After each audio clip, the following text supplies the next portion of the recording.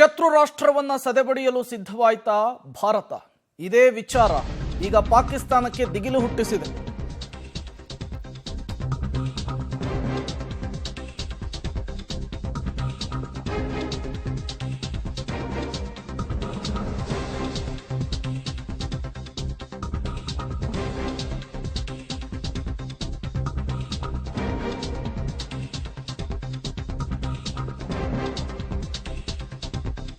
ಪಾಕಿಸ್ತಾನದಲ್ಲಿಯೇ ಕುಳಿತು ಪಹಲ್ಗಾಮ್ ದಾಳಿಗೆ ಸಂಚು ರೂಪಿಸಿರುವ ಶಂಕೆ. ಪಾಕ್ನಲ್ಲಿಯೇ ಕೂತು ದಾಳಿಗೆ ಸಂಚನ್ನ ರೂಪಿಸಿದ್ನ ಉಗ್ರ ಫಾರೂಕ್ನ ಫೋಟೋವನ್ನು ಕೂಡ ನೀವು ಗಮನಿಸ್ತಾ ಇದ್ದೀರಿ. ಈತ ಈ ಪಹಲ್ಗಾಮ್ ದಾಳಿಯ ಸೂತ್ರಧಾರ ಅನ್ನುವಂತಹ ವಿಚಾರ ಗೊತ್ತಾಗ್ತಾ ಇದೆ. ಉಗ್ರ ಫಾರೂಕ್ನ ಬೆನ್ನು ಬಿದ್ದಿದೆ ಈಗ ನ್ಯಾಷನಲ್ ಇನ್ವೆಸ್ಟಿಗೇಷನ್ ಏಜೆನ್ಸಿ ಟೀಮ್. ಕಾಶ್ಮೀರದಲ್ಲಿ ಉಗ್ರ ಚಟುವಟಿಕೆಯ ನೇತೃತ್ವವನ್ನು ಈತ ವಹಿಸಿದ್ನಂತೆ. LET ಕಮಾಂಡರ್ ಕೂಡ ಹೌದು ಈತ ಫಾರೂಕ್ ಅಹಮದ್. LET ಅಂದರೆ ಲಷ್ಕರ್ ಎ ತೊಯ್ಬಾ. ಇದೊಂದು ಭಾರತದಲ್ಲಿ ನಿಷೇಧಕ್ಕೆ ಒಳಪಟ್ಟಿರುವಂತಹ ಸಂಘಟನೆ, ಪಾಕ್ನಲ್ಲಿ ಆಕ್ಟಿವ್ ಆಗಿರುವಂತಹ ಸಂಘಟನೆ. ಅದರ ಕಾರ್ಯಕರ್ತ ಈತ ಅನ್ನೋದು ಗೊತ್ತಾಗ್ತಾ ಇದೆ. ಅಲ್ಲೇ ಈತ ಟ್ರೈನಿಂಗನ್ನು ಪಡೆದಿದ್ದ ಅನ್ನೋದು ಕೂಡ ಗೊತ್ತಾಗ್ತಾ ಇದೆ. ಮತ್ತಷ್ಟು ಡೀಟೇಲ್ಸ್ ಕೊಡ್ತಾರೆ ಶಬೀರ್, ನೇರ ಸಂಪರ್ಕದಲ್ಲಿ ಜಾಯ್ನ್ ಆಗಿದ್ದಾರೆ.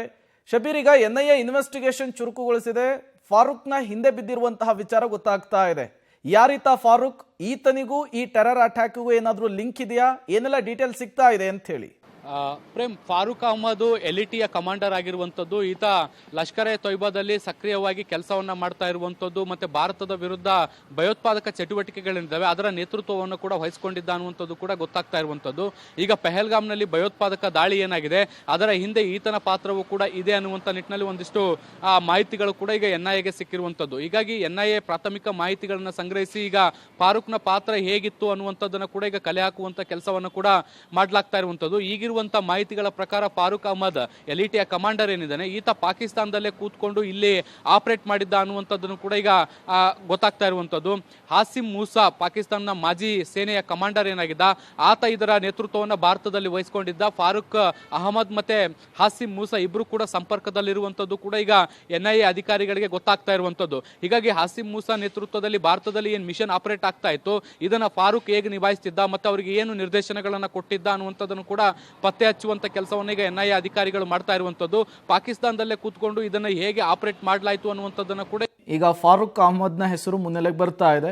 ಈತ ಪಾಕಿಸ್ತಾನದಲ್ಲಿ ಕೂತ್ಕೊಂಡು ಕಾಶ್ಮೀರದ ಪಹಲ್ಗಾಮ್ನಲ್ಲಿ 26 ಜನರ ಹತ್ಯೆಯ ವಿಚಾರಕ್ಕೆ ಸಂಬಂಧಪಟ್ಟಂತೆ ಆಪರೇಷನ್ ಅನ್ನ ಈತ ಆಪರೇಟ್ ಮಾಡಿದ್ದ ಅನ್ನೋದು ಗೊತ್ತಾಗ್ತಾ ಇದೆ.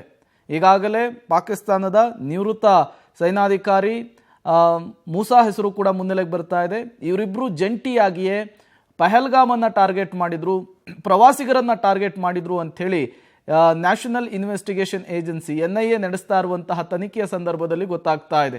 NIA ಇನ್ವೆಸ್ಟಿಗೇಷನ್ ಮತ್ತಷ್ಟು ಚುರುಕಾಗ್ತಾ ಇರುವಂತಹದ್ದು ಅಲ್ಲಿಗೆ ಒಂದಂತೂ ಸ್ಪಷ್ಟವಾಗ್ತಾ ಇದೆ. LETಯೇ ಈ 26 ಜನರ ನರಮೇಧದ ಹಿಂದಿರುವಂತಹ ಒಂದು ಉಗ್ರ ಸಂಘಟನೆ ಅನ್ನುವಂತಹ ವಿಚಾರಕ್ಕೆ ಸಂಬಂಧಪಟ್ಟಂತೆ ಒಂದಿಷ್ಟು ಸಾಕ್ಷ್ಯಗಳು, ಒಂದಿಷ್ಟು ಎವಿಡೆನ್ಸ್ಗಳನ್ನು NIA ಕಲೆ ಹಾಕುವಂತಹ ಕೆಲಸವನ್ನು ಮಾಡ್ತಾ ಇರುವಂಥದ್ದು.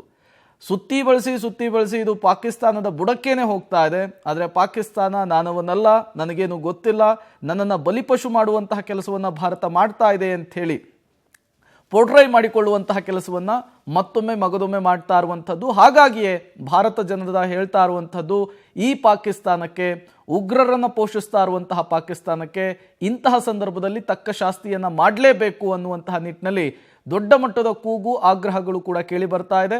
ಹಾಗಾಗಿಯೇ ಇವತ್ತು ಪ್ರಧಾನಿ ನರೇಂದ್ರ ಮೋದಿ ಅವರು ಬ್ಯಾಕ್ ಟು ಬ್ಯಾಕ್ ಮೀಟಿಂಗ್ಗಳನ್ನು ಕೂಡ ನಡೆಸೋದಕ್ಕೆ ಮುಂದಾಗ್ತಾ ಇದ್ದಾರೆ. 3 ಸಭೆಗಳ ನಂತರ ಏನೆಲ್ಲ ಬೆಳವಣಿಗೆಗಳಾಗುತ್ತೆ, ಗಡಿಯಲ್ಲಿ ಏನೆಲ್ಲ ಬೆಳವಣಿಗೆಗಳಾಗುತ್ತೆ ಅನ್ನುವಂತಹ ಕುತೂಹಲವಂತೂ ಸಹಜವಾಗಿಯೇ ನಿರ್ಮಾಣವಾಗ್ತಾ ಇದೆ. ಈಗಾಗಲೇ ಸೇನೆಗೆ ಟಾರ್ಗೆಟ್ ಅನ್ನು ಫಿಕ್ಸ್ ಮಾಡಿ ಗೋ ಹೆಡ್ ಅನ್ನುವಂತಹ ಮೆಸೇಜ್ ಅನ್ನು ಕೂಡ ಪ್ರಧಾನಿ ನರೇಂದ್ರ ಮೋದಿ ಅವರು ಪಾಸ್ ಮಾಡಿರುವಂತಹದ್ದು. ಬಟ್ ಒಂದು ವೇಳೆ ದಾಳಿ ಆದರೆ, ಒಂದು ವೇಳೆ ಅಟ್ಯಾಕ್ ಆದರೆ ಅದರ ಸಾಧಕ ಬಾಧಕಗಳ ಬಗ್ಗೆಯೂ ಕೂಡ ಇವತ್ತು ಪ್ರಧಾನಿ ನರೇಂದ್ರ ಮೋದಿ ಅವರು ಬ್ಯಾಕ್ ಟು ಬ್ಯಾಕ್ ಸಭೆಯಲ್ಲಿ ಚರ್ಚೆಯನ್ನು ಮಾಡಲಿಕ್ಕೆ ಮುಂದಾಗ್ತಾ ಇದ್ದಾರೆ. ಬಹುತೇಕ ಈ 3 ಸಭೆಗಳು ಮುಗಿದ ನಂತರ ಒಂದಿಷ್ಟು ಮಿಂಚಿನ ಬೆಳವಣಿಗೆಗಳು ಪಾಕಿಸ್ತಾನಕ್ಕೆ ಬುದ್ಧಿ ಕಲಿಸುವಂತಹ ನಿಟ್ಟಿನಲ್ಲಿ ಆಗುವಂತಹ ಸಾಧ್ಯತೆ ಇದೆ. ಈ ಮೂಲಕ ಶತ್ರು ರಾಷ್ಟ್ರವನ್ನು ಸದೆಬಡಿಯೋದಕ್ಕೆ ಭಾರತ ಸರ್ಕಾರ ಮುಂದಾಗುತ್ತಾ ಅನ್ನುವಂತಹ ಪ್ರಶ್ನೆ ಮತ್ತೊಮ್ಮೆ ಮಗದೊಮ್ಮೆ ಮುನ್ನೆಲೆಗೆ ಬಂದಿರುವಂಥದ್ದು.